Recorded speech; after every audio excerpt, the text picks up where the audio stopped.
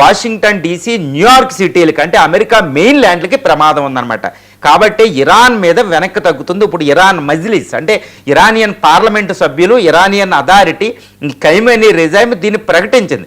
ఒకవేళ యుఎస్ మా మీద దాడి చేస్తే అమెరికాకే మేము ఎసరు పెడతాం, అమెరికా సిటీలనే కొడతామంటూ ప్రకటించారు. ఇది అసలైన ట్రంప్ వణుకుపోవడానికి, వారి క్యాబినెట్ సరైన నిర్ణయం తీసుకోలేకపోవడానికి. కానీ ఇప్పుడు ఇరాన్ను ఏ ఆయుధాలు ఉన్నాయి, అమెరికాకి ఏ ఆయుధాలు ఉన్నాయి, యుద్ధం జరగబోతుందా లేదా అని తెలిస్తే ట్రంప్ ఎట్టి పరిస్థితుల్లో ఇరాన్ మీద దాడి చేయాలి, ఎటువంటి విపత్కర పరిస్థితి వచ్చైనా మొండి పట్టుబట్టుకుని కూర్చున్నాడని తెలుస్తుంది. కానీ అక్కడ జేడీ వ్యాన్స్, అక్కడ డిఫెన్స్ ఎక్సెత్, ఇంకా డిఫెన్స్ జనరల్స్ వీళ్ళందరూ కూడా మీట్ అవుతున్నారు. వాళ్ళు ఈ నిర్ణయం ఏం తీసుకుంటారో తెలియడం లేదు. ఇప్పుడు ఇజ్రాయెల్, అమెరికన్ యుఎస్ జనరల్ ఇప్పుడు ఇజ్రాయెల్ పర్యటనలో ఉన్నారు.